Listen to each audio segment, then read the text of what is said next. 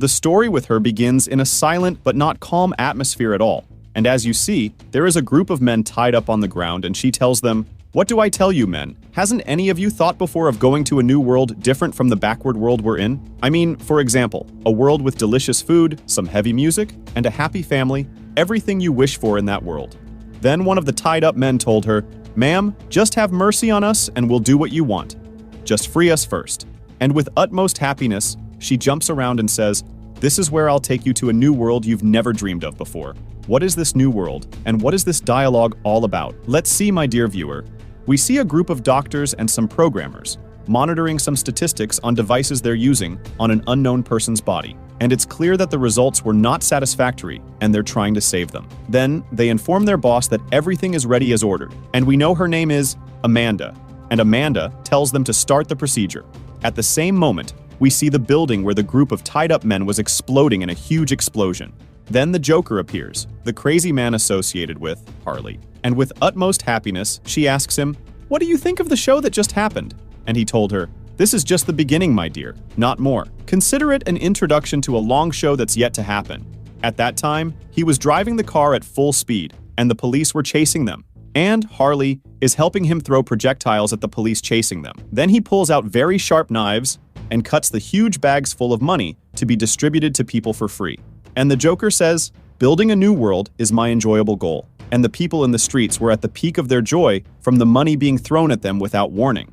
Then we go back to that boss, and she's not pleased with what's happening, and she asks the workers what happened to disrupt the experiment they were doing on the sample. One of the attendants replied to her that the energy production is less than their expectations, but we see her told him to increase the charge. With horror, and he told her that will harm the sample. She replied and told him it doesn't matter to me. It's just a means to open the gate. That's why listen to my words and stay silent.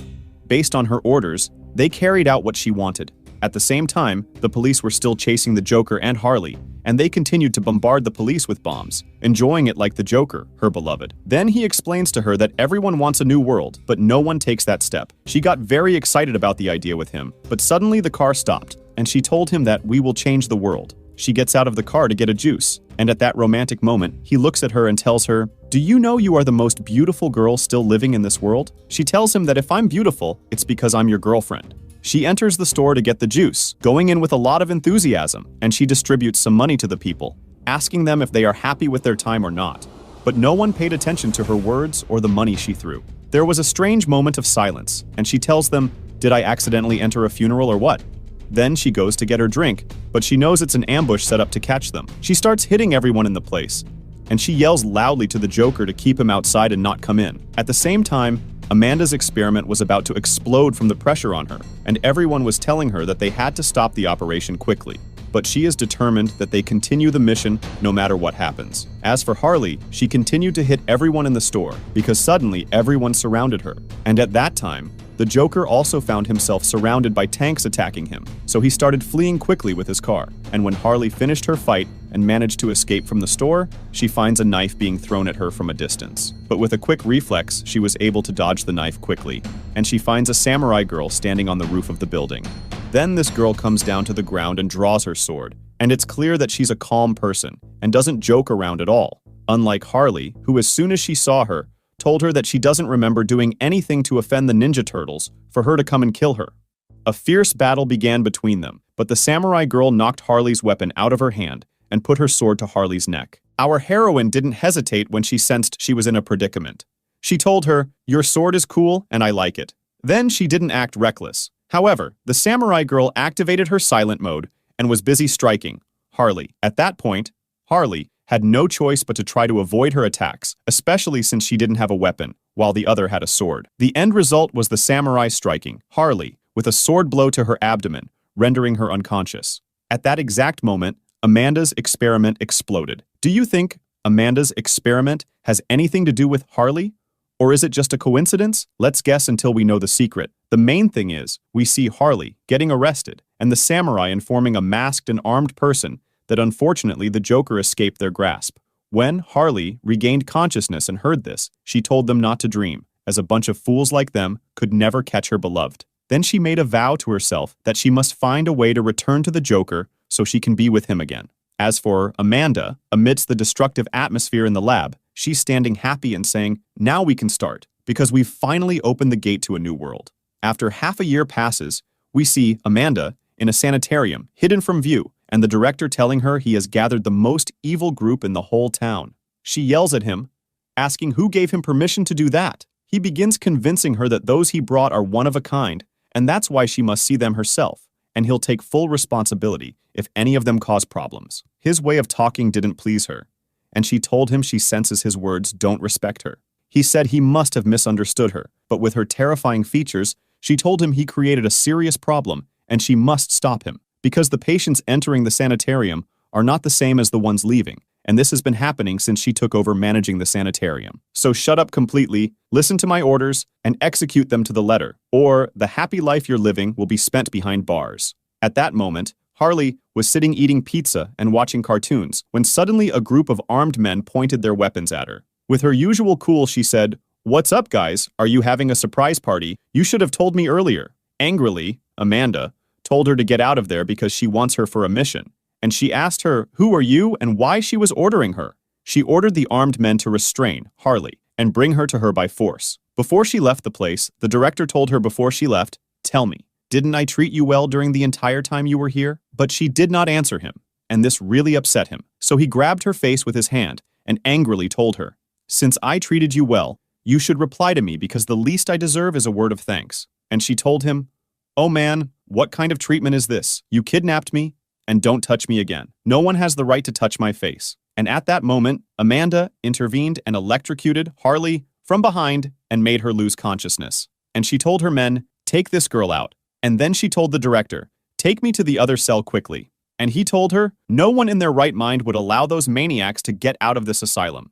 And she told him, "And that's exactly what I want.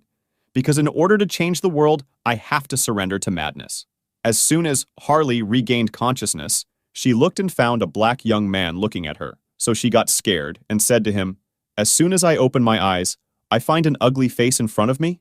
And he, impatiently, said, "Great, locking me up with a crazy one. That's just what I needed." And she told him, "Watch your language." And at that moment, she found a very handsome man sitting and telling the black boy, "It's a shame to speak that way to a beautiful lady like this. You need to be more mindful of your behavior to be respectful with others." And Harley, as soon as she saw the handsome one, said, "Ah, these are the types I wake up to." And the black one then looked with disgust at the handsome one and said, "Where's the tie with your sophisticated talk?" He replied and said, "It's true that we're wearing the same clothes right now, but there's a big difference between me and you. Don't you see how distinctive my face is or what?" And the black one approached him and said, "What's wrong with you, man? Your face is just like normal people. What's so distinctive about it?" And Harley commented and said, "But you don't understand. You tanned one. This guy is very handsome, but unfortunately, he's not my type." And with all anger, the handsome one told them, "Don't you watch movies or what?" And, "Harley, who are you too?" And he told her proudly, "I appeared in a scene in a famous movie. Be careful." And during their useless conversation, they noticed that a fourth person was imprisoned with them, with a strange cover on his face. They asked him why he was hiding his face in this way. He told them that if he revealed his face, his mission would be ruined. The black man looked at him in surprise and said, "What mission?" And he asked him, "Don't you know that we are all here for a mission to maintain peace?" Then someone came in and told them, "I'm glad you were able to get along with each other."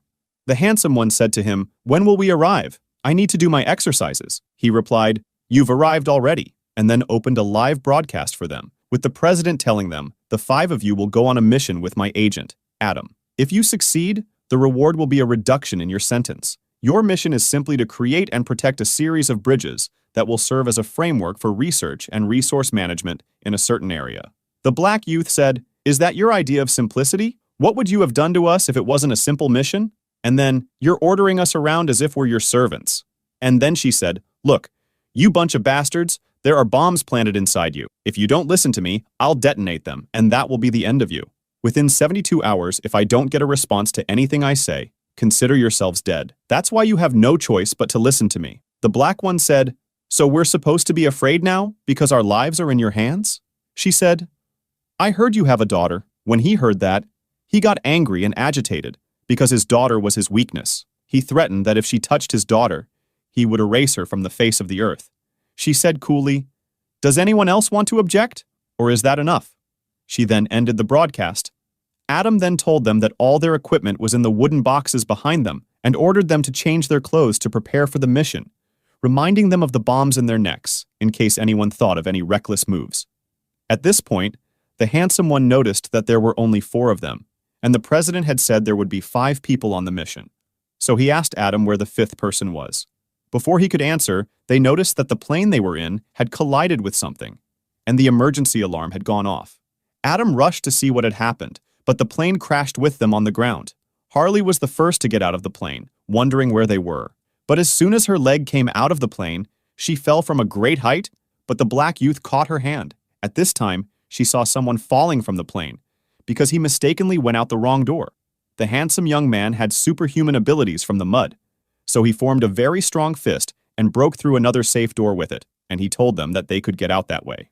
When our heroes saw this strange movement, they were amazed by his strange power, and they realized why he was the only one who was restrained by a different device from them. Then they all get out of the plane and are surprised by a place with flying dragons and a strange atmosphere, and some knights fighting creatures stranger than a very ancient era. The handsome man thinks they have fallen into a film studio and someone is filming historical scenes, and Harley tells them, "What is this place we are in? And is the mission part of the chaos happening here or what?" In the midst of their conversation, the strange creatures finish off the knights and surround our 4 heroes. And then they realize that everything happening around them is real. So, Harley gets excited and says, "It's true that I don't understand what's going on, but it's clear that you are my enemies." And she got ready for battle. At this moment, the Shark Man comes out from behind and brutally kills those monsters. The rest of the team, each of them uses their skills to defend themselves and kill the monsters. And the Black Man notices that the number of monsters is increasing, so he asks where the leader of these monsters is, and Harley tells him that he must be in the pen, guarded by some pigs. Then the Black Man notices a pig sitting beside, surrounded by guards, and understands that he is the leader. At that moment, he uses his sniping ability to kill that leader. When the rest of the monsters see their leader die, they flee quickly. Then they notice the Shark Man sitting and eating the monsters that were killed, and they understood that he was the 5th person the president was talking about. At this point, the rest of the knights arrive, and when they see the Shark Man sitting and eating the monsters, and a destroyed plane, they take out their weapons for war. But the Black Man tried to make them understand that they are not enemies and that they are on their side, which is why they killed those monsters. But the knights were not convinced and wanted to declare war, so the handsome man intervened and told them, "We came here to spread peace, not to fight." And after that, the knights felt a bit crazy and took them and imprisoned them in the cell. On the other hand, we see a group of very mysterious people. Among them is the samurai girl, who informs them that people have come from another world, from their kingdom. In the early morning, we see in this new world a very dictatorial queen. Her people are dying of hunger, so they try to talk to her as soon as they see her procession, but her guards prevent anyone from approaching her and oppress the people, beating them. Then the queen reaches her castle, and all her allies gather and talk about the victory achieved in their last battle. But she does not like the talk and tells them that what has been achieved cannot be called a victory, because external parties intervened in the battle. At this moment, one of the leaders, named Seychelle, shows her photos of our 5 heroes and asks her what they will do to them. She said she heard that they interfered in our battle, and because of them the victory was hastened. He tells her that this is true, and tells her that they are a group of eccentrics. Their way of speaking and dressing is strange, and they come from another world. That's why they are now being held in the big prison. She tells him to forget all these trivialities. Then Seychelle was not satisfied with her words and told her, "Excuse me, my queen, but I think we can benefit from their weapons and strength in our upcoming battles." Angrily, she told him, "Are you selling sugarcane juice or what? Have you forgotten that we won many times before thanks to you and your army? Enough with this empty talk, and prepare a new plan for the next battle, and let's go. The session is over." At this moment, the queen's daughter, Princess Fiona, intervened and told her mother that she also sees that the strangers who came to their world can save the empire in the upcoming battles, so she must give them a chance. But the queen insisted that no one discuss this issue with her, and that she would not involve anyone in her battles. She told her, "If you don't have any useful information to share with us, then I'd rather not hear your voice." The princess became very upset at that time, and went to her room to watch from her window the hungry people in the streets. She looks and finds herself with the finest types of food, so she continued to boycott eating, despite her extreme hunger. When Seychelle enters and notices her not eating and tells her that this way she will weaken and nothing will change. But she was insistent on her position and told him that she wanted him on a secret mission without her mother's knowledge. At that time, we see Harley dreaming that they are holding her in prison, and in front of her are two policemen mocking her and telling her that you used to be a former psychologist, and despite that, you helped a crazy criminal like the Joker and helped him escape from prison. You are really crazy, and it's a shame that you got the doctorate you got. She told them that, on the basis that you think you are real policemen.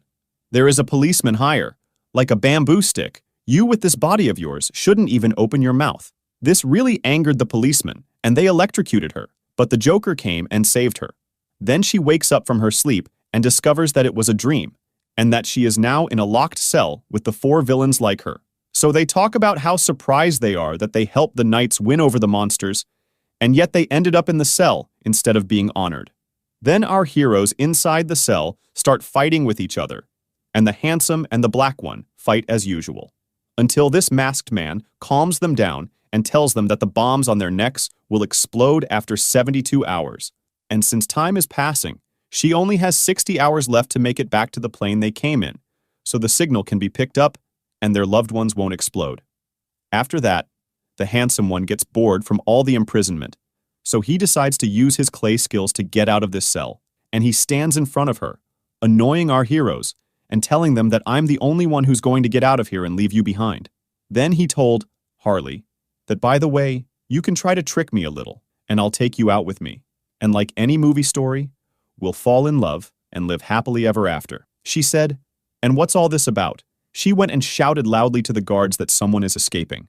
The guards quickly came and beat him, tied his hands and threw him back into the cell. Then we see our heroes sitting and eating in the prison with the monsters who are imprisoned like them. So one of the monsters gets into a fight with the handsome one because he took his seat and hits the handsome one with a strong blow that knocks him to the ground. And although the languages are different, the language of fights is of course common. And at that moment, Harley, who is not afraid of anything, throws the plate in her hand at that monster and starts the fight. And from here, a fierce battle begins between our villainous heroes and the monsters in the prison. And it ends with the victory of these five crazies. The guards enter and find the place turned upside down.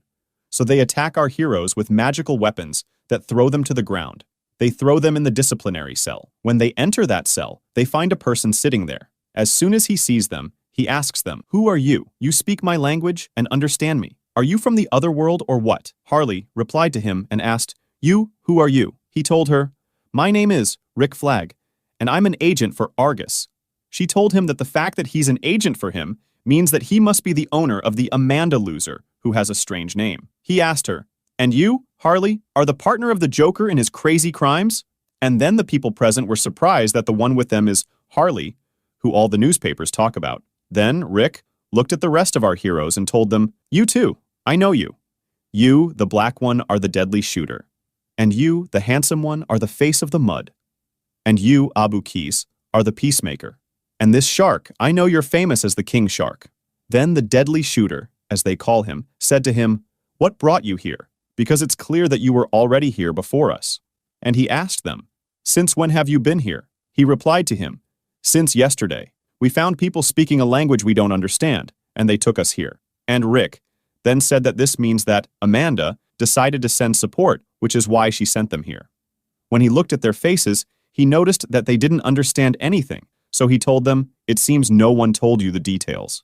But you're not the first group to come to this world." He told them that he was the leader of a squad that came here before, and that there is a gate that separates their real world from this one. The black one said to him, "So what are we doing here?" He told him, "If we can monopolize this world, then our world will greatly benefit. But keep in mind that this mission is difficult, and we may die here before we achieve that." He replied, "Yeah, and are you bringing us here to mock us or what? I mean, you know it's a suicidal mission, so you've brought us because we're a bunch of villains that no one will grieve for if we die, and at the same time, we'll help you, right?" Rick couldn't find an answer, so he asked them another question and told them that the bombs planted in your necks must surely know. The peacemaker replied and told him that we have only 50 hours left before we explode. That's why we need to reset the time quickly, so where is the device? And Rick confirmed to him that he doesn't know anything about this device. He told them that it seems our goal is the same, so I'll help you escape, but remember that I don't have a weapon with me, and of course your plane has weapons. And Harley told him, "You know the pie? The weapons have been crushed and become layers like it." After thinking, he told them that since we need to receive wireless signals so that they don't detonate us, the only way is for us to be close to the gate that separates the two worlds. And during their conversation, the shark man wakes up from his sleep and is very hungry and was about to eat any one of them. And out of fear, Rick thought of a plan and signaled to the shark that outside the cell door, there are many people he can eat until he's full. Indeed, out of his hunger, he broke down the cell door, and our heroes were able to escape. We see Harley holding the magic stick from one of the guards and hitting him with it, and she is surprised that the blow was so strong that it sent the man far away, and she doesn't understand what this unexpected power that came to her is. As for the handsome one, he goes to take the key from the pocket of the guard who was hit and frees his hands. Then he uses his ability to open the rest of the cells all at once, and all the monsters came out at that time. Then our heroes encourage them to cooperate in order to fight the guards here and free them all from this prison. Indeed, they unite, and a very fierce battle erupts in which our heroes are able to prove their worthiness in fighting with the monsters and defeat the guards inside the prison. At this time, we see Cecile in his car, lost in the princess's talk about the mission, when she told him that I want you to talk to the strange girl and her team who have reached our world, and he told her that they helped us, but we still don't know their nature. At that moment, the princess begged him to talk to this crazy team to help her end the war that the country is going through as soon as possible, because the people are already tired and in a state of famine. And all this, Cecile, was carrying a great burden and didn't know how he would do it. When he arrived at the prison to see our heroes, he was surprised to find them gathered and setting fire everywhere, eating and drinking after they had ransacked the prison. Harley was enjoying watching everyone, telling them they have guests this time, but no one will be able to stand up to them again. She was happy, and everyone was excited. Rick was going to lose it, yelling at them that they don't have time to waste on this nonsense. But no one cared about what he was saying, and they went down to see what Cecile wanted from them. We see Cecile very angry, telling them what they did was rebellion against the kingdom. Harley, who doesn't leave anyone alone, started mocking him when she found out he was the one who arrested them and threw them in prison, saying, "Is this the guy whose face looks like a pickled cucumber, or am I imagining things?" The black one joined her in the mockery, which really angered Cecile. He angrily threw his sword at them, but the shark man defended them. At that moment, Rick intervened to calm the situation and ordered the black young man not to start a fight, or he'll find an endless group of guards at the gate who will finish them off. After that, he stood in front of Cecile and told him he wanted to talk to him about an important matter. Everyone was then surprised that he knew how to speak that language. He told them he learned a bit from the beasts, so he can speak to their level. In the middle of him, trying to convey his message to Cecile, he started insulting him, not understanding that he learned those words from the beasts. This made Cecile very angry, but no one understood why. The gist of it was that they wanted to meet the queen urgently. Cecile then wanted to hit them for the little value in their words, but remembered the princess's pleas for him to bring them so they could end the war the kingdom was fighting. Time passes and they reach the queen's castle, and when the queen sees them, she casts a magical spell that makes them understand each other's language. Then Rick asks her permission to speak to her about an important matter, but with great contempt, she doesn't give him a chance. But he tries to convince her that he needs to speak. Then he tells her that there were senior officers who joined the army and helped the empire to rise. The big officers there are from their own world. That's why the empire rose.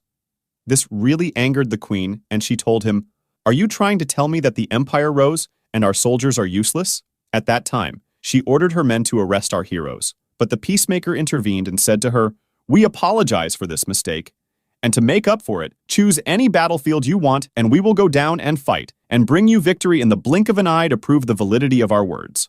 With a very sharp expression, the queen decided to give them this opportunity, and that if they did not bring victory, she would cut off Rick's head. And Rick was very scared and asked our 5 heroes to act and win this war no matter the cost, so that he could save him. Otherwise, if he died, their heads would also explode from the bombs planted inside them, because he was the only one who knew how to save them afterwards, and our heroes change their clothes and prepare for the battle. But Cecile, on the battlefield, is angry and tells them, "None of you are allowed to participate. We will win with our own knowledge. We won't let any stranger come in and bring the victory." That's why we see our heroes standing at a distance, watching the battle, and noticing that the kingdom's army is taking very wrong steps in the war and will surely lose. And they are surprised by the ferocity of the army's opponents. And Harley then told them that the army's enemies are beasts that have been brainwashed, so they just execute orders. The evidence for this is that their bodies are injured before the war, and despite that, they fight fiercely. This means that they have been subjected to torture and brainwashing in order to carry out what is required of them exactly. The black youth then felt that he knew who the commander who brainwashed these beasts was. And he told the team that the commander of these beasts must be a person who was with him in prison and rescued him thousands of times before. That's why he decided that they should go and talk to that commander. So they go to an ancient castle in the kingdom, and the handsome one in the Michael Jackson suit he's wearing is using his abilities to open the castle wall, and he's surprised that his abilities have developed in a strange way. And they realized that in this world, more abilities are appearing to them. Anyway, after they enter the castle, they kill all the beasts guarding it in record time and reach the commander. As you can see, the leader is really strange. As soon as he sees our heroes, he says, "What is this group of descendants of Superman coming to me? No, I can't believe someone was able to break the defense of this fortress so quickly." Then he is surprised by the young black man, because they were together in prison. But we know that the leader doesn't like him, because when the leader sees him, he remembers how weak he used to be, and he doesn't want to see him again. He was very upset that he found him here in this other world, so in great anger he orders the monsters to attack our heroes and finish them off. But of course, our beloved team doesn't let them get the job done. Not only that, they knew what the weaknesses of the fortress were and literally destroyed it. At this moment, the samurai girl comes and takes the leader and escapes. And Harley is furious when she sees her, because this girl is the one who hit her in the first world. Then Cecile comes angrily and says to them, "What have you done? This fortress was ours, and we were planning to take it over. Why did you destroy it?" They told him that they won this war for him, while he is just standing there getting hit. Then the fortress became yours as well. Just with a few repairs it will be fine. Don't worry about it. And at that moment, the queen learns of the great victory of our hero team, and she is silent because she is surprised that their words turned out to be right. The princess was happy that her thinking was correct when she said that this team would be able to end any war the kingdom is going through. At the same time, we see the leader hiding with the samurai girl in a cave away from sight. She tells him, "I'll help you this time, but you know how the emperor will feel towards the people who fail." With a heart full of anger, he says to her, "Unfortunately, I know, and what happened won't happen again. I'll make that scoundrel black man regret what he and his friends did, because the time has come for me to reveal my true self." What do you think he's hiding, and what is the fate of our hero team? We'll find out next time if you like our new story. And since it's a new anime season for the summer, if you like it, tell me in the comments if I should continue it, and tell me which character you like the most. See you later, heroes. Peace. Later, heroes. Peace. Later, heroes. Peace. Later, heroes.